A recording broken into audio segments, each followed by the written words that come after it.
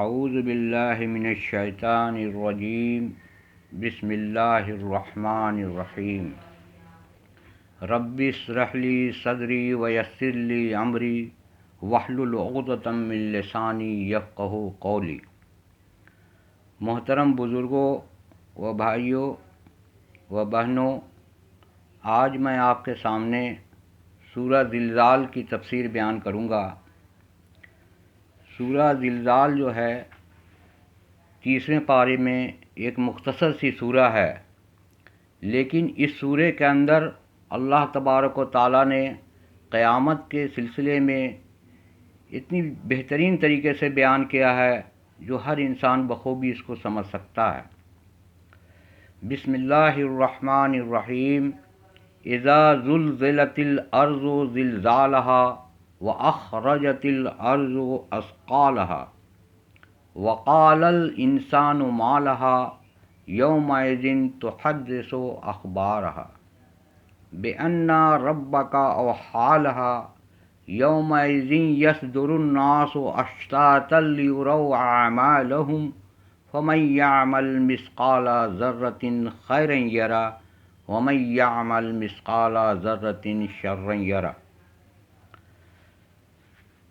ترجمہ اس کا اس طریقے سے ہے،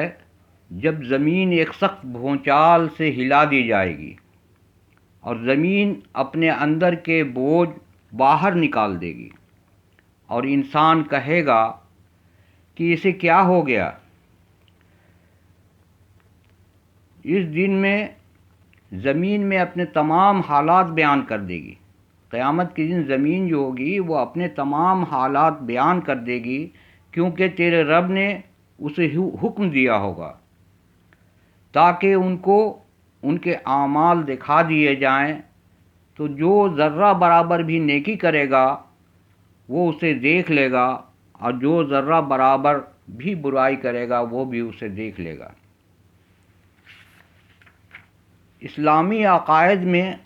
آخرت پر ایمان کی جو اہمیت ہے، اس کا اندازہ ہر وہ شخص آسانی سے کر لیتا ہے جو قرآن کو تھوڑا سا حصہ بھی غور کے ساتھ اگر پڑھتا ہے تو وہ سمجھ لیتا ہے کہ آخرت پہ ایمان لانے کی کیا اہمیت ہے۔ یوں تو قرآن مجید میں کوئی بھی صفحہ ایسا نہیں ہے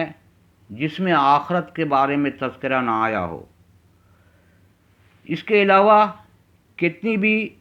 ہی جگہ میں انتہائی پراسرار انداز میں بار بار قیامت کا ذکر آتا ہے۔ بعض صورتوں میں یہ مضمون انتہائی تفصیل کے ساتھ بیان ہوا ہے۔ سورہ زلزال میں بھی اس مضمون کو ایک خاص انداز سے پیش کیا گیا ہے۔ اصل بات یہ ہے کہ جب تک یہ حقیقت انسان کے دل میں ایک اچھی طرح بیٹھ نہ جائے کہ دنیا ہمیشہ رہنے والی نہیں ہے، اور یہ کہ انسان مر کر ہمیشہ کے لیے فنا نہیں ہو جاتا ہے، بلکہ ایک دن ایسا آئے گا جب دنیا کا یہ کارخانہ ختم ہو جائے گا اور اس کے بدلے ایک دوسرا عالم وجود میں آئے گا، اور تمام انسان اس عالم میں پھر زندہ کر کے اٹھائے جائیں گے اور وہاں اپنے اچھے اور برے کاموں کا بدلہ پائیں گے۔ اس وقت تک یہ ممکن نہیں ہے کہ انسان اپنی خواہشات کو پورا کرنے کے لیے اندھا دھن اپنی صلاحیتوں کو کام میں لانے سے رک جائے اور حق اور انصاف کے تقاضے پورے کرے۔ فوری ملنے والا فائدہ اور ظاہرہ آنکھوں سے نظر آنے والا نفع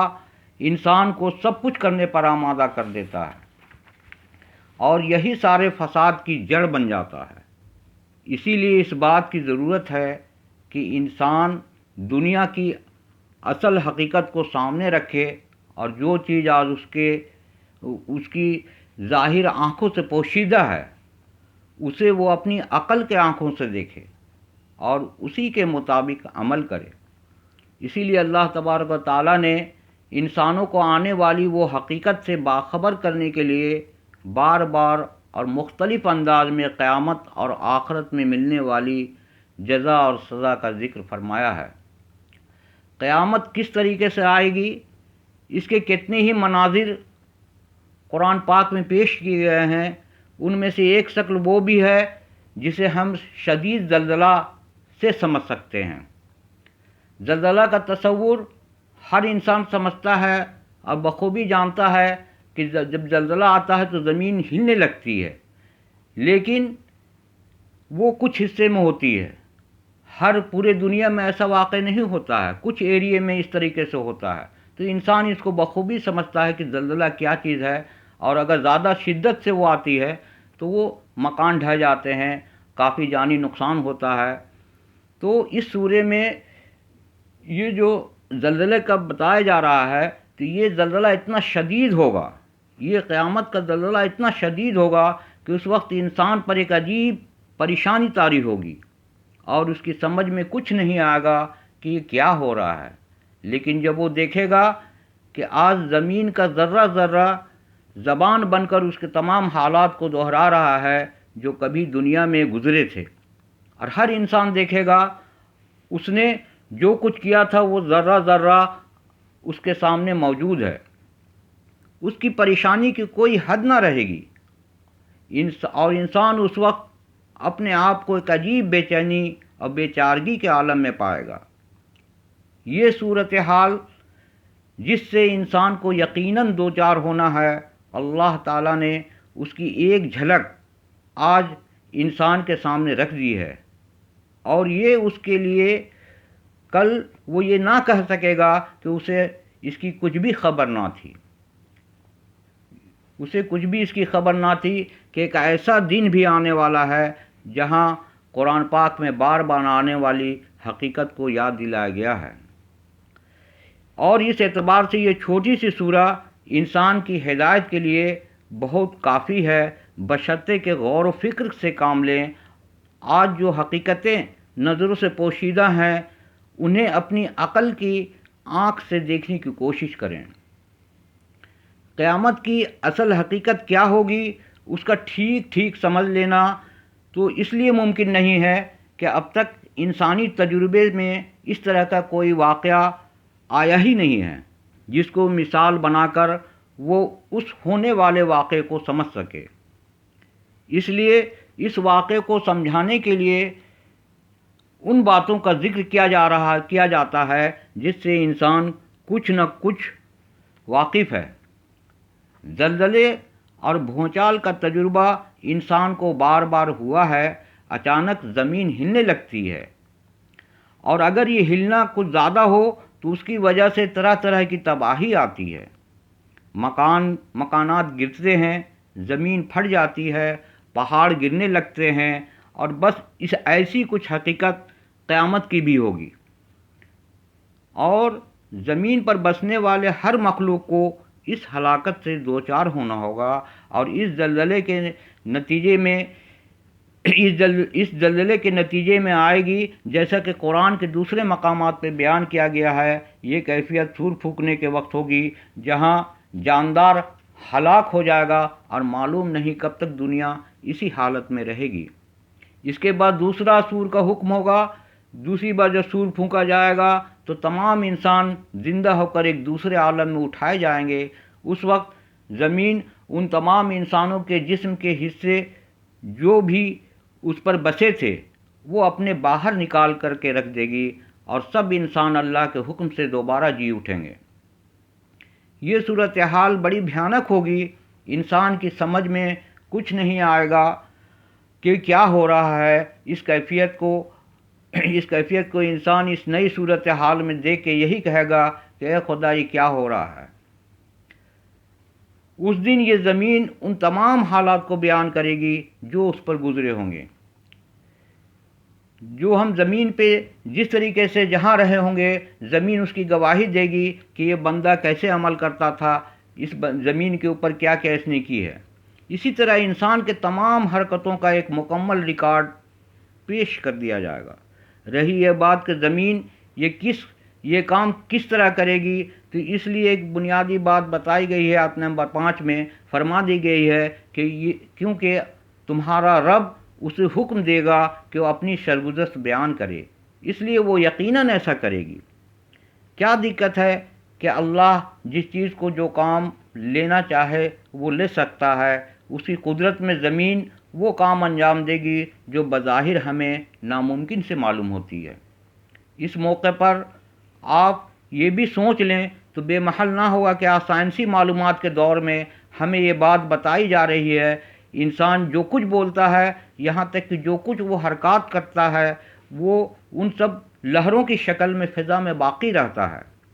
اور آج انسان اس بات کو مانتا ہے کہ ہو سکتا ہے کہ کس وقت ہم ان لہروں کو پھر آواز کی شکل میں تبدیل کر لیں اور اپنے کانوں سے اسے سن سکیں۔ انسان کی اس نئی دریافت سے کم اس بات کی طرف ذہن منتقل ہوتا ہے کہ اب سے پہلے انسان جس طرح اس بات کو ناممکن بلکہ خلاف عقل سمجھتا تھا، بے جان مادے بھی بول سکتے ہیں، آج یہ بات انسان سمجھ سے اتنی دور نہیں ہے۔ یہ حال صرف اس معلومات کا جو انسان کو حاصل ہو سکتی ہے، اس کو سامنے رکھنے کے بعد جو لوگ خدا کو مانتے ہیں اور اس قادر مطلق اور سب کچھ کر سکنے والا تسلیم کرتے ہیں، یہ کہہ سکتے ہیں یہ کیسے ہو سکتا ہے، یہ کیسے ہو سکتا ہے۔ اس دن انسان کے تمام اعمال کھول دیے جائیں گے، اس کے سامنے رکھ دیے جائیں گے، اور یہی زمین جس پر وہ آج اپنی زندگی گزار رہا ہے، جو اس کے دل میں آ رہا ہے وہ کر رہا ہے، کل اس کے ایک ایک کام کے بارے میں گواہی دے گی کہ اس نے کیا کیا۔ اس دن تمام انسان اپنے کاموں کے اعتبار سے مختلف گروہوں کے شکل میں اٹھائے جائیں گے، نیک نیکیوں کے ساتھ ہوں گے اور بدوں کے ساتھ ہوں گے۔ اللہ کے باغیوں کا بھی ایک گروہ ہوگا اور اللہ کے وفاداروں کا بھی دوسرا گروہ ہوگا، اور ان سب کو پوری زندگی کا ریکارڈ دکھایا جائے گا اور یہ واضح کر دیا جائے گا جو انہیں حیثیت جو دی جا رہی ہے، ان کے کن کاموں کی وجہ سے اس کو دی جا رہی ہے۔ سب لوگ اپنے اپنے کاموں کو دیکھیں گے، کوئی کام ایسا نہ ہوگا جو انہوں نے نہ کیا ہو، اس کا کوئی پھل وہاں اس کو سامنے نہ آیا، ایسا ممکن ہی نہیں ہے۔ جیسا انسان دنیا میں عمل کیا ہوگا وہاں وہ دیکھ لے گا۔ اس حقیقت کا پورا نقشہ اس سورے میں کھینچنے کے بعد آخر میں جو تنبیہ دی جا رہی ہے، انسان کو یہ بات بتائی جا رہی ہے کہ دیکھو، یہ مت سمجھو کہ نیکی اور بدی برابر ہے۔ اس دھوکے میں مت رہو کہ چاہے تمہاری زندگی کا رخ ہو یا زندگی کا رخ یہ ہو یا وہ، اس کا کچھ اثر تمہارے اوپر نہیں پڑے گا، ایسا نہیں ہے۔ حقیقت یہ ہے کہ تمہارے چھوٹے سے چھوٹے کام بھی تمہارے لیے اچھے اور برے نتیجوں کا سبب بنتے ہیں۔ ہر شخص کو یقین رکھنا چاہیے اس کا کوئی کام عکارت نہیں جائے گا، ذرہ برابر نیکی کا پھل بھی اس کے سامنے آئے گا اور ذرہ برابر برائی کا نتیجہ بھی اسے بھگتنا پڑے گا۔ اس آخری تنبیہ کا ایک پہلو یہ بھی ہے کہ انسان نہ چھوٹے چھوٹے نیکی کے کاموں کو حقیر جانے اور یہ سمجھنے لگے کہ ان چھوٹے چھوٹے کاموں کا کیا کرنا، ایسا نہیں ہے۔ ان سب کے اچھے نتائج اسے ملیں گے۔ جو کوئی چھوٹی سے چھوٹی نیکی بھی کرے گا وہ بیکار نہیں جائے گی۔ اس طرح انسان چھوٹی سے چھوٹی برائیوں کو بھی حقیر نہ جانے اور یہ نہ سمجھے یہ تو ذرا سی بات ہے، اس کا کیا ہے، یہ بات بھی غلط ہے۔ نتیجہ کے اعتبار سے ہر چھوٹی سے چھوٹی برائی بھی اثر ڈالے گی اور انسان کو اس کا بھی پھل وہاں بھگتنا پڑے گا۔ تو یہ مختصر سی سورے میں اللہ تبارک و تعالیٰ نے قیامت کے بعد جو لوگ اٹھائے جائیں گے اس کے کس طرح کے حالات ہوں گے اس کو بہت بخوبی سے بتایا گیا ہے۔ تو ہم مسلمانوں کو چاہیے کہ اللہ کے ذات پہ یقین رکھیں، آخرت پہ اور قیامت پہ یقین رکھیں، تبھی ہماری زندگی مکمل ہو سکتی ہے اور ہم اللہ کے خوف سے ڈر کے صحیح راستے پہ چل سکتے ہیں۔ وآخر دعوانا ان الحمد للہ رب العالمین۔